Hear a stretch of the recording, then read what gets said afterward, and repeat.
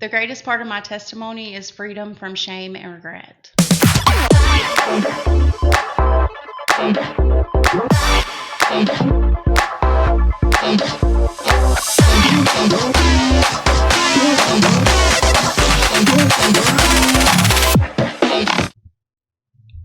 Hey everybody, welcome to 314 Podcast. I'm Jeff. Ellie. She's back. She decided she would come back. Who's your guest today? This is Shelbi McNutt. Hey everybody. Wonderful, wonderful lady. One of my friends. One of your friends? Yeah, but she's also the children's minister at our church. Yes. I didn't know you had friends, honestly. I only have a couple. Yeah. I only have two. One, I don't know if he's my friend.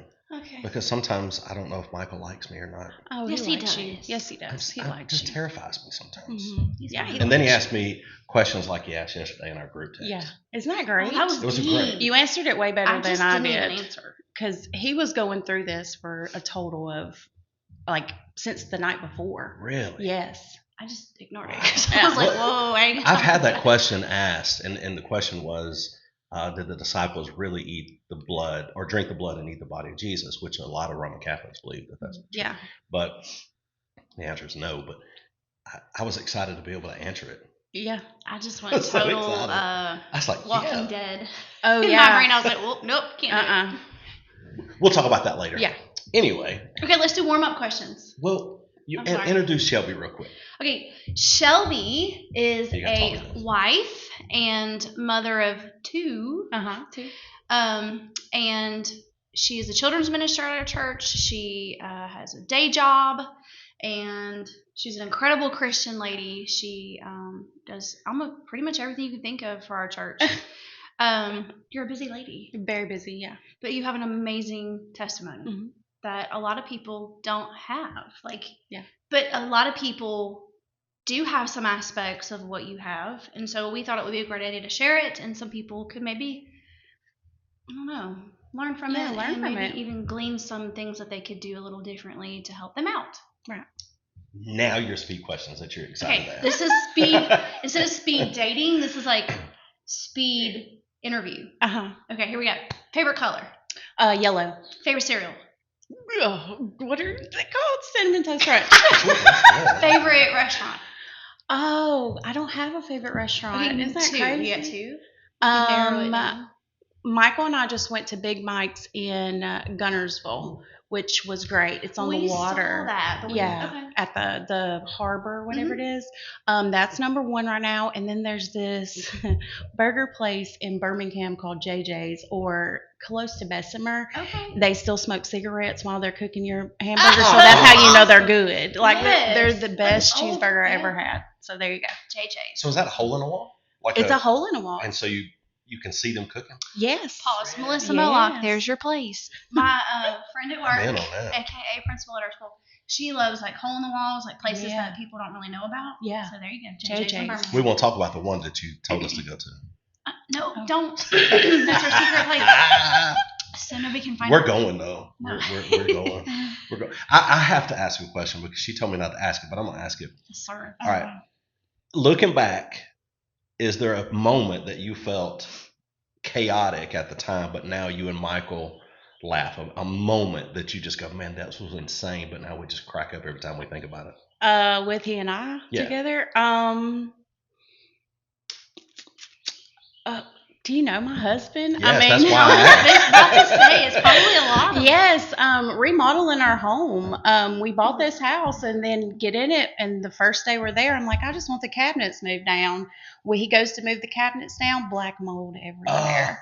And so we had to gut the kitchen, the living room, and we were in this process where we only lived in our bedrooms for 8 months, and it was chaotic, and he loved it. Michael lives for that type of stuff. He was excited every day to do something, and I'm like, this is driving me crazy. Yes, me too. But now I look back and I'm like, why couldn't I appreciate it and have joy and fun like he did in that moment? Because I'm like, I want everything in place type person, and he's like, let's demo, Me too. That's funny.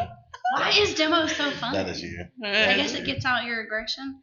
Makes you feel like you're Chip Gaines. Okay, probably. Chip and JoJo. That's why when we were remodeling our house, Ellie literally thought she was JoJo. She thought she was Joanna Gaines. Yeah. And she thought and was quickly realized she was mistaken that I was not Chip. Oh. And I could not do anything.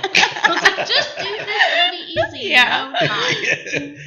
It takes 6 months to do this one thing. All right, I have one. Okay. All right, Trinity has such a sweet spirit. What's one of the things and we did, for the record, write some down so we wouldn't forget some of our good ideas. Okay. Mm-hmm. But she's a sweet girl. As a matter of fact, I noticed the other day she came in and started hugging everybody around the sanctuary. It was super sweet. Yeah. All right, so what's one thing she said to you that totally like caught you off guard and like cracked you up? Oh my You weren't ready for it. It's hard, I think, to go back in your memory on moments. It is because she says some of the stuff, and sometimes it's like, what? Where did you get that? You know. Mm-hmm. One thing that's funny is that she always wanted a dog.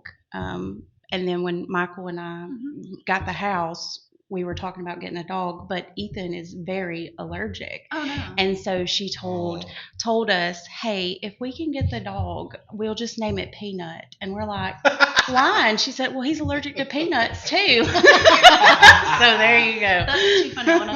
And we did get one, and he's outside and stuff, and his name is Peanut. That is so good. Talking about Ethan, what is one thing that Ethan does that makes you shake your head and go, that boy is just like his daddy? Hey, oh my goodness gracious. Some of the stuff that he says, he will say stuff and be so serious about it. And it's like, I never know if you're joking or if you're being serious. And that's Michael. What I was that is Michael, but they're very intelligent, but they also will say things that, okay. I told him one day, I was like, was it Michael serious or not? Like, I didn't know if he was joking. And 99% of the time, the answer is no. He's not serious. That's too funny. Well, Ethan is the same. That was one of the one times I knew that he was kidding. And I said, he's playing. He's good. Joking. The other times, I don't have any idea if he's kidding or not. I don't know. I was scared. All right, what's a perfect Saturday night in the McNutt family? Oh my goodness, we love to do movie nights where we take turns of who's going to pick the movie and snacks and stuff. Oh, so just time together. They get to choose it all. Yeah, that's absolutely. a great idea. Okay. You have to eat even if you don't like what they choose. Oh, we don't choose each other's snacks. Just the movie. Yeah, we choose our own. Like, yeah. Oh, Lord, what if they choose something nasty? That is you. Yeah. You're choosing my snack. I know. Oh my god. I like what I like. That's hilarious. So y'all get. Wait a minute. Hold on a minute. Michael gets to pick the movie, and you have to watch it. You would be surprised that he has picked some pretty decent movies. See, I can pick movies. You do get to pick things. You pick golf. Well, no, I'm talking baseball, football. I'm talking about that you have to watch. When I'm watching golf or baseball, you're multitasking or double tasking is what you call it. I mean, that's what you do. Yeah. You get to choose things. Let's move on to the journey. Now I'm offended. Whatever. I'm offended. All right, okay, we'll learn from you. Let's get rolling. I want to hear this testimony. I love it. Okay, so let's just do some questions that'll kind of guide you and kind of where you came from and maybe some things that you went through. All right, what did addiction feel like? And I want to from my mom's perspective, and you can dig a little deeper if you want to on any addiction, the type of addictions, but really just being in an addictive relationship with whatever as a mom, how hard was that for you? Did you have moments where you realized that addiction was taking time away as a mom, or did you have times where it was how do I manage this? Did you have nights where you just felt overwhelmed and maybe a little guilty? Yeah, guilty, but couldn't get out of it or something. Guilty a lot, but with the addiction, doing drugs and alcohol, it took that guilt. I was guilt free because you were numb. I was numb. But sober, it was like I'm missing, missing time. And I remember early in my recovery thinking, because Trinity was 8 years old when I got sober, and I had been in and out of addiction her entire life, and I remember thinking I'm never going to get that time back with her.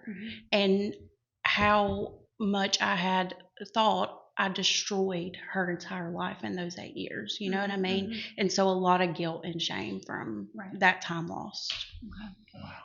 When going back a little further before that, when did you realize, hey, I've crossed the line into addiction? It wasn't just a social thing anymore. This is, I need. It wasn't even until I got sober. I was sitting in meeting rooms, and I was really asking myself, like, I would hear people that had been sober for years, and they knew that they had a problem, and I was still basically functioning. I hadn't lost anything, like my house, my car. I hadn't lost anything physically, and I would have to question myself: am I really an addict? Do I really have this problem? For a while into my recovery. Wow. Yeah. Wow. So I'm a person who hasn't been addicted or had any substance issues. So what is something you wish that people like me that have never faced it? What do you want us to understand about it? I really truly believe that it is a disease, and I wish people would. I used to hear it, why don't they love their kids enough to stop? Well, I loved my child. I loved my child to death, but it wasn't that I didn't love her enough.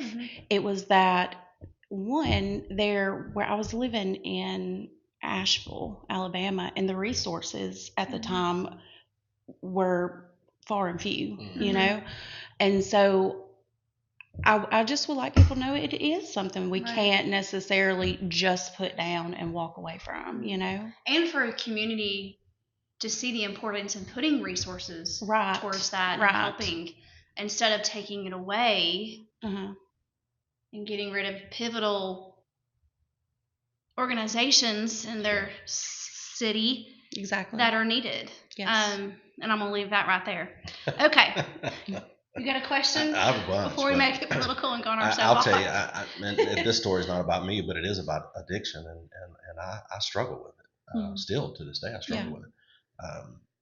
I'm not actively, but I still have the struggle, right? Yeah.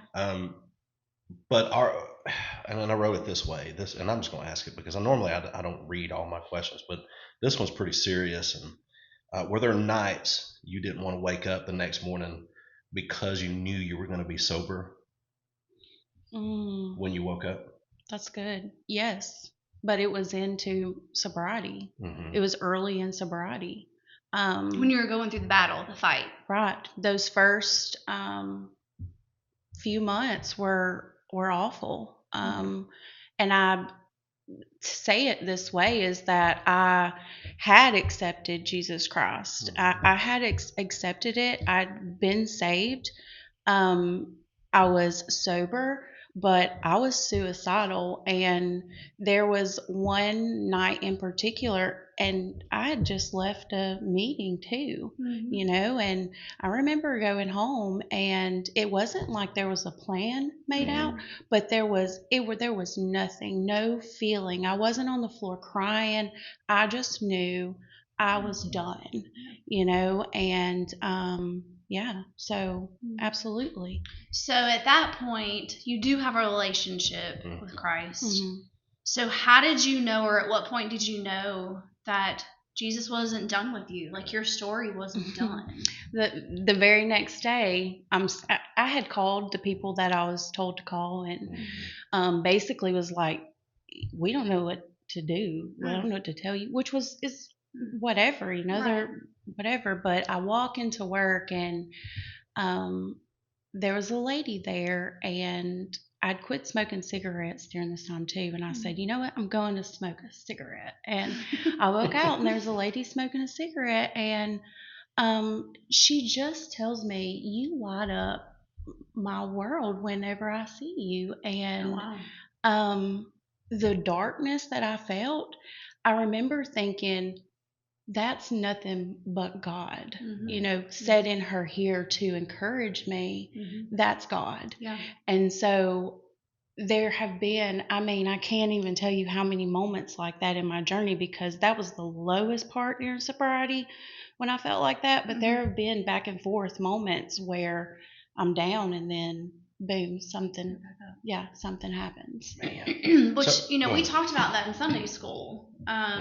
When you feel like God's put something on your heart, how important it is to actually say that to somebody. Right, yeah. Because you don't know the pivotal moment that they're facing. That could change their life forever. And for you, that was your moment. Yeah, that's right. And had that lady not said that, and whether she realized she was being used by God or not, I don't know. But when you feel that unction or that notion that, I have to say this, I have to do this. Like, that's why it's so important. And for the most part, that's Holy Spirit. Absolutely. That's why it's important to say or do those things, because that could be the life-changing moment for anybody. Shame is a jerk, right? Shame is, but it's also could be used as a motivating factor. But shame lingers far after the addiction's gone. I say the addiction's gone. Far after the intense struggle is gone, addiction lingers around for a long time. But how did you begin to walk in freedom instead of fear? Like, I'm gonna go back. I'm gonna go back, and I'm scared that that's gonna happen. When did that freedom moment hit where you go, you know what? God's got this. He's got me. Can I name drop here? Sure. Okay. Notice we're not speaking negative, and I get a call from an attorney. No. That's only when I'm on the other show with Jerry. That's his. Yeah. different show here. I was out of church for a little while after I'd gotten sober, a few months, and I went back to Freedom Church, and Bruce Word was preaching on that exact thing, freedom at Freedom Church. And I went to the altar, felt like so heavy. And he came down from the pulpit and actually was praying with me and asked me, like, what are we praying for specifically? And I told him, like, man, I'm not happy. I'm carrying this around, and when I got up that moment, I've pushed forward since. There hasn't from then till now been a moment where I have let the shame and stuff completely take me back to that place that I was in, right? So then, Wow. Now, was it like, woohoo, I'm free, and like, no, it wasn't like that. It's been we're still climbing up. Yeah, it's been a constant journey, but it hasn't. That something happened then. Yeah, And I can see. I don't know the old you, but I know the you I've seen, and you're an encourager. Like that is your gift. Yeah, one of your gifts. Yeah. And that is something, like, I try to be not the best at it, because sometimes I'm like, this is the way it has to be. Yeah. But that is a special gift, in my opinion. Yeah. And I don't think you would have been able to live in that gift had you been still living in your shame. Oh, so absolutely. I think that was pivotal to God's purpose for you, was to be able to say, okay, I'm done. Like, I'm walking away, and we're not going to revisit this. We're just going to move forward. Yes. So was there a person that was really important in your role, as far as maybe you treated them like dirt, or brought them through your ruck with you, or is that a word? Ruckus? I don't know if it is now. Junk. Your ruck. But they kept coming for you every time and saying, it's okay. Like, I'm going to help you. We're going to push. Oh my goodness. Is there one person? There's several people. Okay. My parents, though, I'd have to say that my parents are, I don't know how they walked with me through all of that, but they were people that I knew that my amends with them would be easy. I knew that they were going to accept it, but the trust with them was something that, even though they forgave me and stuff, the trust with them was something that I knew that over time would have to be built. And my mom let me take her car a couple of years ago all the way to Mobile, and I was like, I've earned that trust back, you know. Well, and it's so true because trust has to be rebuilt with any scenario that you may go through where the relationships had been hurt. Right. Even if it's not substance abuse or anything of that nature. But still, that's the number one thing I think that has to be rebuilt when we ever make any mistakes or hurt people. Yeah. Going Would back, you agree? I know, I agree. I agree. And your parents are awesome, by the way. We like every time they're like that lady told you, you light up the room, or they're those type of people. Oh, yeah. Every time they walk into the church, they light up the room. I'm not kidding. Yeah. I mean, every time they walk in that sanctuary, I get so excited because I love them. Even though my dad, he cannot carry a tune. I'm he's like, he's going to worship. He's worshiping, so I'm like, let me stop. He does. Yeah. I love it. When your nephew was there, it's about a month ago. Your dad, they were sitting on the right side, and I was in the back because I have to be back there to get my thoughts together and pray. And I'm watching your dad worship, and I catch down your nephew is just doing everything your dad's doing and more. Yeah. And it's so cool. I love that. Your parents are awesome. So what on that line, what is one relationship that was extremely hard to rebuild? The one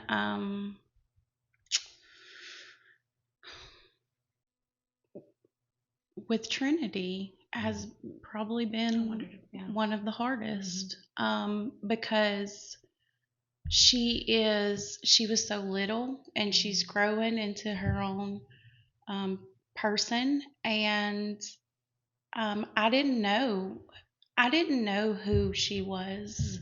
She was with me in my care for 8 years, but I didn't know her, and she had only known me like that, you know? Yeah. So building trust with her, because I apologize to her all the time. But do you think you still need to apologize to her? I think I need to apologize to her whenever I'm wrong, yes. Okay. If I But you don't still apologize for the past? Absolutely not. Okay. And I had a moment with in my prayer time where the Lord showed me that it's forgiven. Yeah. You can forgive it, and over time, that will too. Yeah. You know, but it's forgiven, and that's part of letting go of that shame and regret, is that I don't hold that against myself, and I don't have to mother from a place of shame. You know, I can trust myself to make the best decision that I know how to make as her mother, without having to do it apologetically, like you know, that I don't trust myself doing it. Really I think the need to apologize over and over again for something in your past may be evidence that you haven't really let go, and that you're still living in that shame and guilt. Yes, absolutely. And so to me, I would think one of the things that you can kind of look at in yourself is if you're able to say, I'm sorry, I'm done, blah, blah, you know, I'm sorry about the past, and then not be able to have to feel the need to apologize for it anymore, then it really shows that you started that healing process. That's good. Right. So that's why I was curious, you felt like you had to apologize, if you were still having to apologize for the past, or just in general. In general, you know, because that is important for them to learn. Yeah. That mama makes mistakes still, yes, but, you know, not for stuff in the past anymore. That's really good. Ellie has a question. I'll go ahead and ask that one. I think this is a great time to ask that question about sitting down with her old self. Didn't that question you have? I don't remember the old self question. If you could sit down with a version of your old self, you could sit down with them now where you're at. What would you tell her? Yeah, what would you say to her?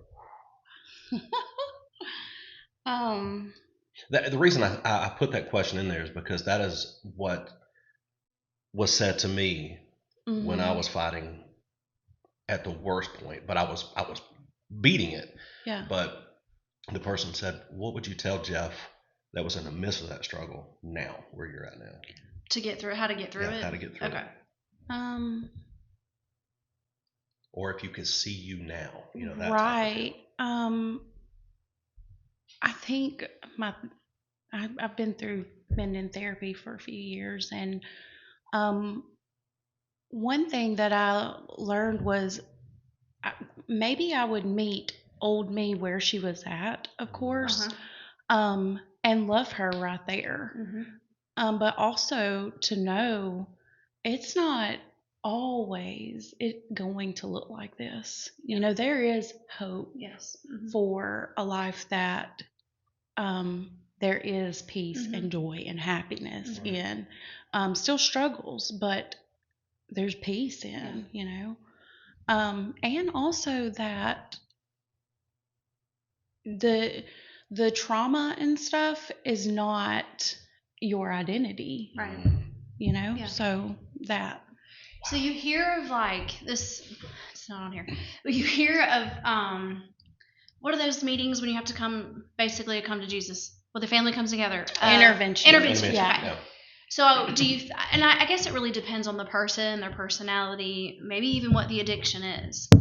But I feel like sometimes an intervention is needed. Hey, we all see that this is a need. And then I feel like sometimes that could set somebody the wrong way. You know what I mean? Yeah. So I feel like for people who want to help people with addiction, a lot of it is just getting to know them and know their personality, because sometimes they need love and encouragement and hope and to come alongside of them. And then sometimes they may need that, hey, this is the way it needs to be. Let's go. Like let's go. A little harsher maybe moment of you're done. Let's go. Yeah. Did you have people like that? Like, oh yeah, absolutely. That kind of did both, or? I'd say yes, but the bottom line is it wasn't going to happen until I was ready to make a change. No matter what everybody else was saying. No matter what they said, none of it wasn't going to happen. I had tried. I would move off to places, you know, and try to get. So I would move, and I'd say, okay, now I'm going to be sober here. I'm going to do the right thing. I'm going to get a job. I'm going to take care of my kid. And it wasn't but a matter of time, you know, that I was right back into it. Right. So it didn't matter if my mom could have loved me sober, she would have, you know, and also she probably would have beat it out of me if she could have, you know. So none of it would have, I think, really made a difference. Okay, I'm just curious. What was that? Oh, my ring. Yes, sir. Ellie hits the table and it makes real loud noises. Don't even worry about it. So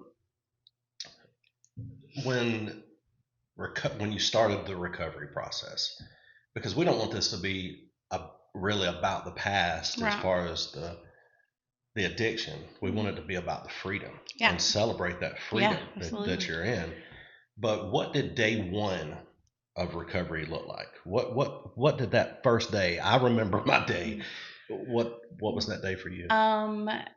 Day one was I was ready to stop on day one, but it looked like anxious. I was excited because I've always been excited about something new, you know, like I'm going to do this, it's going to be great, but I was also nervous. But day one it didn't look like panic for me. It wasn't until after day one. I was going to say, so how strong was your addiction? Did you get to the point where you in the shakes and the sweats and the like that type of thing, or was it like the physical stuff, or was it more the mental stuff for you? Mental, definitely the mental stuff for me. Yeah, that's the spot. Yeah, it is. I mean, when a lot of people don't understand that though, they think addiction looks like it does on television. The physical, and it's for some people it is. Certain drugs it is. The withdrawal. Sense. And you know, I was a functioning alcoholic, right? So I could drink a handle of liquor in a day, a 24-hour period, and still function. Yeah, I didn't function well, but I still did. Yeah. If I was going in public, I had to have it because I didn't function well, right? So but my day one was going to her and showing her where I hit it, and getting her to help me go to that sink and pour it out together, right? There's accountability. There's a level there. And in your recovery, obviously your parents were there, were pivotal to help you. What is one other person? I know Brother Bruce was there for a while, but what is that one? Is there another person that was with you all along the way? Yes. She her name's Melanie. I think it's Smith now. And she had a halfway house on Duck Springs, and I had went into a meeting one night. Me and my old sponsor had to cut each other off because she was giving me this stuff, and I was very manipulative, and she said, I just can't do it anymore. And we go into this meeting, and Melanie is sponsoring it, and she says, I want you to raise your hand if you don't have a sponsor. And I'm like, and she said, get a sponsor. And so I said, you know what? I think that's somebody that I could, that could actually tell me what to do. And I might actually do it. Yeah. And I asked her to be my sponsor. And then the people, and I'd say that was my sponsor, they'd be like, ooh, she's hard. So you needed that push, that hard yes, hand, because I didn't need anybody coddling me. I needed somebody. I would call her and I would give a pity party, and I'd want her to pull a seat up, and I'd want her to have one with me. Yeah. And she would say, Shelby, go serve somebody else. Just get off of my phone and hang up on me. And I would think, she's mean, but maybe I need to go do something. Yeah. And that was pivotal for me. Yep. So. And I think that's actually true for a lot of mental issues, anguishes, whatever you want to, like, just get busy. Go do something for somebody else. Yeah. And you don't have time to think and be in your head. And I mean, that's what I think. Yep. But like I said, I'm not in the midst of those struggles. And she never tried to control my recovery process either. She wasn't like, I'm going to give you this to do and you're going to do it. And she told me that, but she didn't check up on me. Have you done that yet? Why aren't you doing that? You need to do that. How do you feel today? She expects you to do it. Yes. Yeah. It was like, no, you're a grown adult.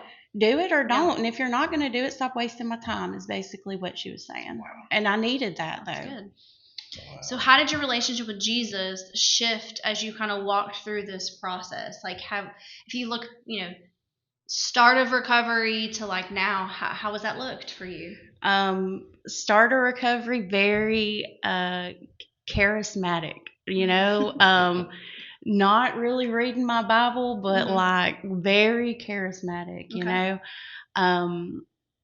it has looked like I thought that I could, whatever was going on around me, right, was a reflection of if I am really following Jesus, is what I thought based on my circumstances. Well, if things are going good, I must be doing the right thing. Oh, now things are going bad. What am I doing wrong? Yeah. And that has slowly started to shift, right? Because my faith isn't in these circumstances, right. And things happen, right? For no reason. For no reason, right? So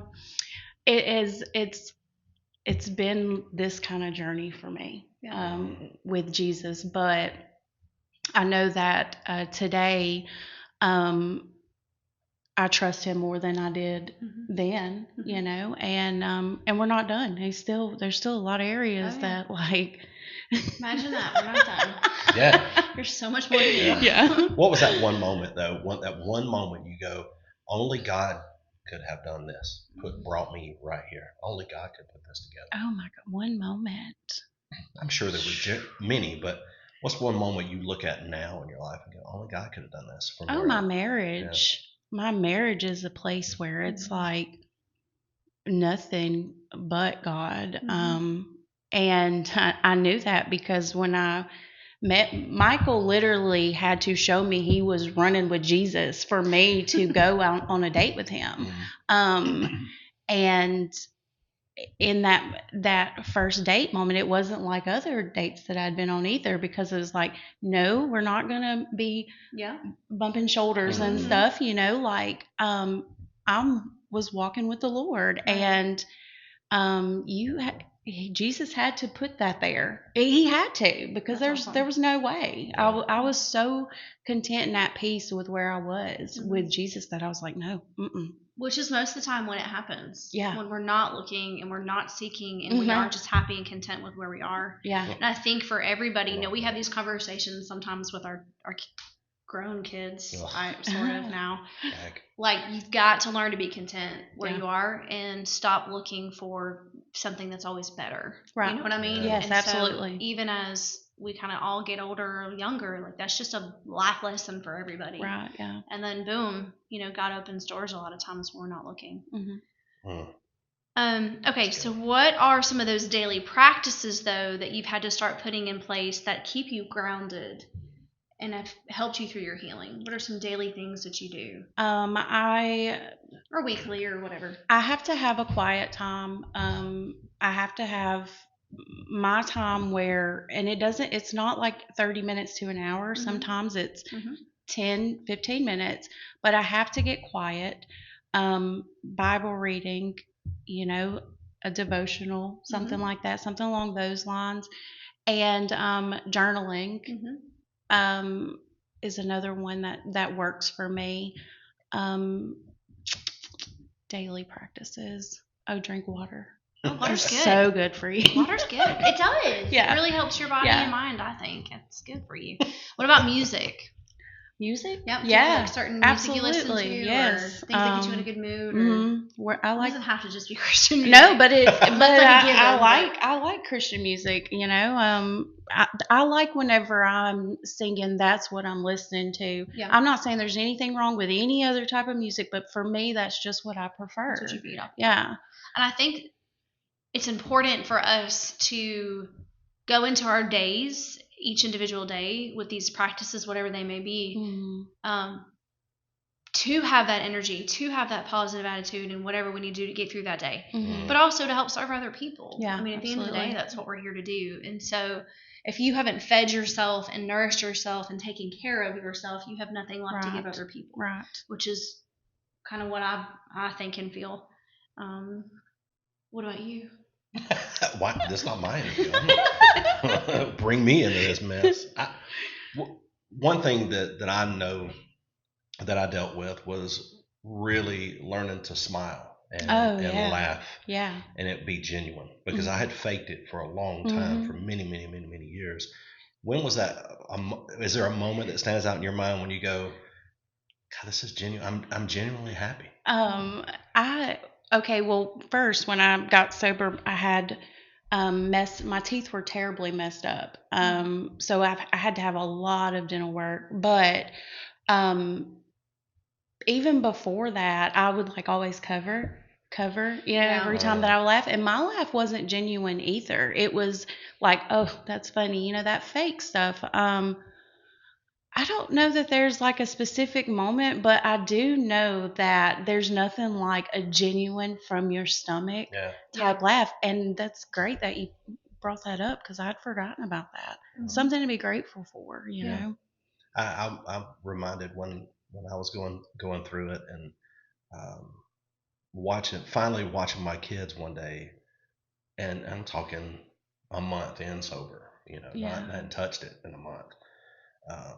And watching them, and then genuine, just gut laughing. Yeah. I realized there was a moment that hit me that these kids are really funny. Yeah. They're fun, and I actually know what they're doing. Yeah. And it wasn't slow motion to me, and I wasn't just catching bits and pieces of the day. That's really cool. That taught me to always be in the moment, be available to be in that moment. Yeah. And to me, that's living out the freedom. You're feeling that freedom to be able to say and do those things. So what does real freedom look like now for you?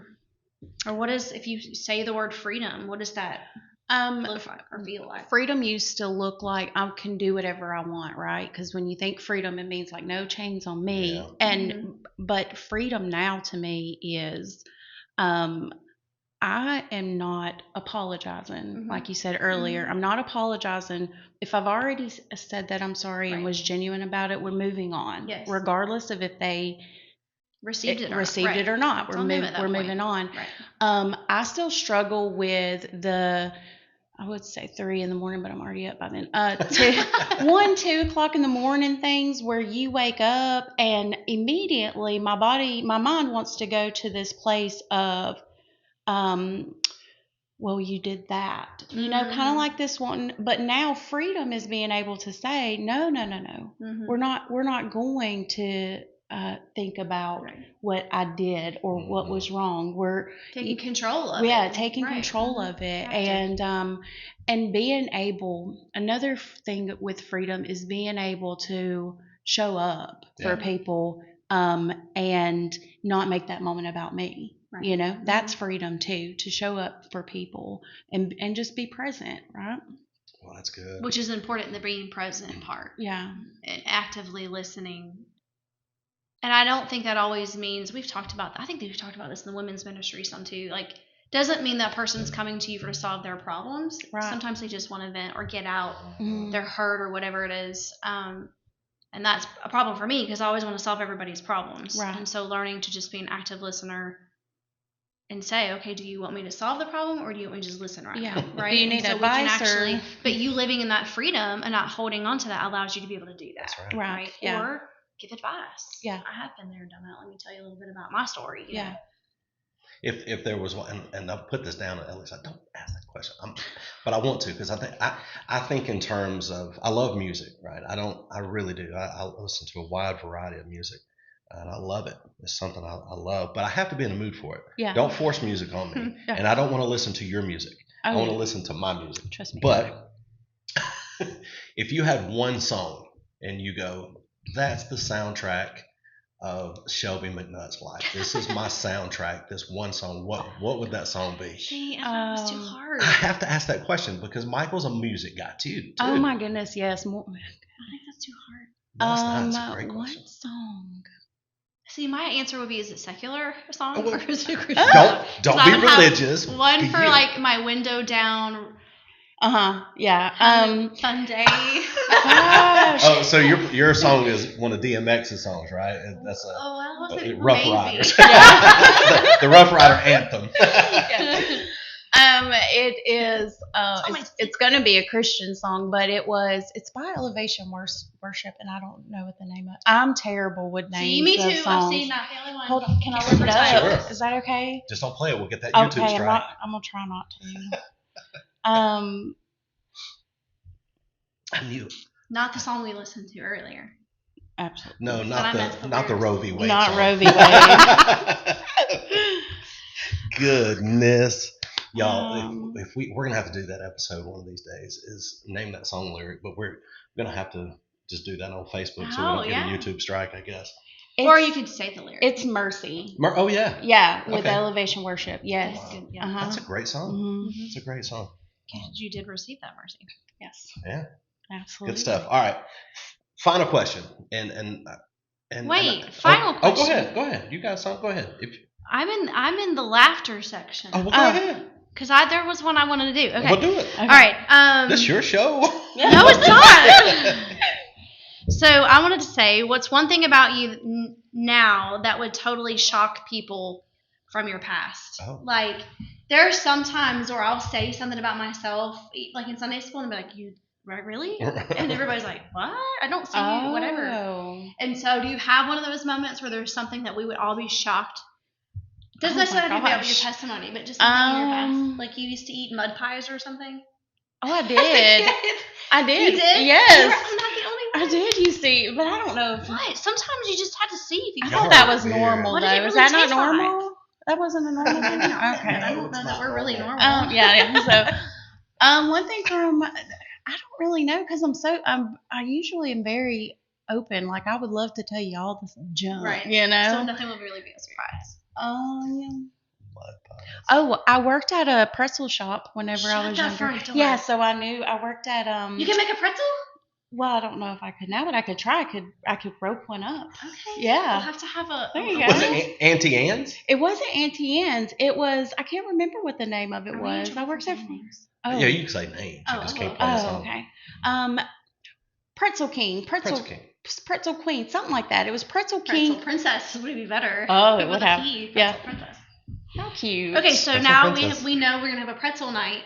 Okay, we know who's gonna make the pretzel. But you got to have the right kind of cheese, so you need to let her know. But everybody can make the different cheeses and dips. Yes. Yeah, but fun. It's got to be nacho cheese, not that butter bull crap. No, nacho cheese. Nacho cheese that has a kick to it. Just helping you guys out that have baseball, football stands and concessions where you sell things. The cheese is not real nacho cheese if it's butter. Okay. Has to be a nacho cheese. That's serious stuff. Sorry. Okay. All right. My bad. So here's what I want to end on. If you had a word, I mean, just a brief word to say to somebody that's struggling with addiction, what would be, if they're asking you right now, hey, this is what I'm going through, is there one thing that you can tell me that's going to help me? And hold on. Hold on. And gosh, people used to tell me this too, but it's true. Don't quit before the miracle happens. Because it will. And you won't even notice it, it'll pop up and you'll look back and you'll say, wow, it happened. So yeah. Hold on. Don't give up. So I'm so thankful that you came today. We didn't want to make this about being sad and crying the whole time. It is a story of celebration. Right. Absolutely. It's a story of redemption. Freedom. Freedom. Restoration. That's it. That's it. And that's what the journey we're on in our life, the journey we're on in our church life. And I want people to see that in every area. You can be restored in every area of your life. Every single area. Yeah. Shelbi McNutt. Yay! Thank y'all so much for having me. Thank you. All right, we'll see you next time on 314 Podcast. Colossians 3:14. The bonds of unity. Be in unity. And unity always comes from putting on the bonds of love. So make sure, if you want to be in unity, you got to be in the love. And that love is